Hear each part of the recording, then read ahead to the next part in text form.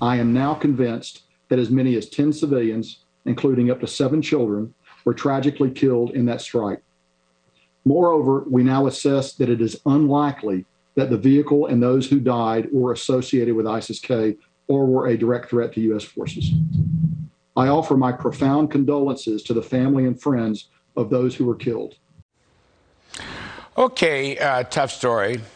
Joining us now to kick it around and other things, Senator Tommy Tuberville of Alabama. I believe he's on the Senate Armed Services Committee. Senator Tuberville, as always, sir, thanks for coming on. You know, look, you're a patriot, I'm a patriot, General McKenzie's a patriot. Clearly the intel was wrong here, but I want to raise a different point with you, sir. I don't see how we can conduct these drones over the horizon jet fighter attacks on the terrorists in Afghanistan if we don't have anybody on the ground to direct them to the targets. It's called human intelligence. And I think that's going to be a big problem going forward when, you know, the Taliban terrorists and their ilk misbehave. I don't know how you do it without anybody on the ground. What you thinking about this? Well, Larry, you hit it right on the head. You can't run a military without surveillance. You got to have intel on the ground. They got to be there 24 hours a day.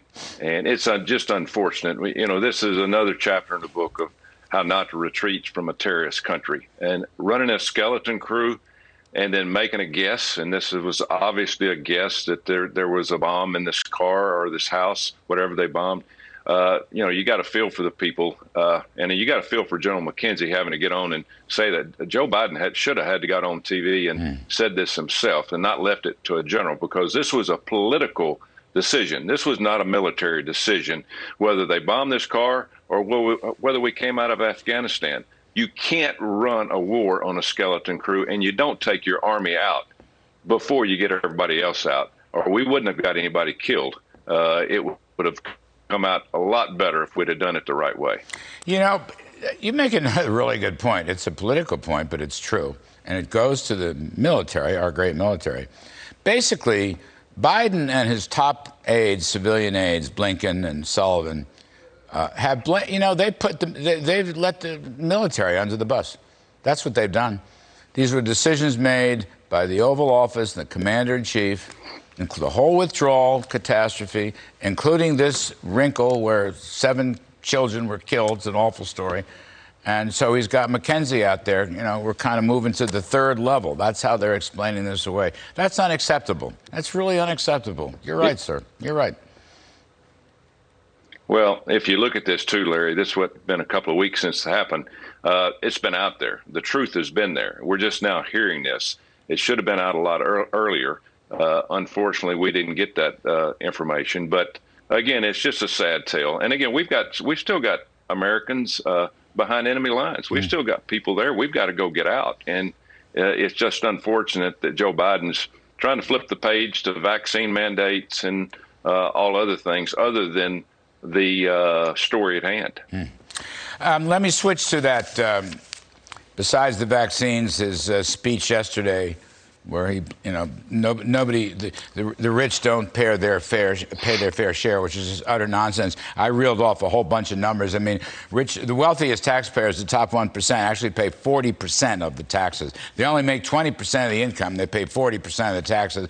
The bottom half doesn't pay any taxes, I think 2%. The bottom 2 quintiles, by the way, have a negative income tax. They receive more government benefits than they pay out in income taxes. But, you know, sir, even with all that, and I'm a supply sider, and I tend to focus on incentives and taxes.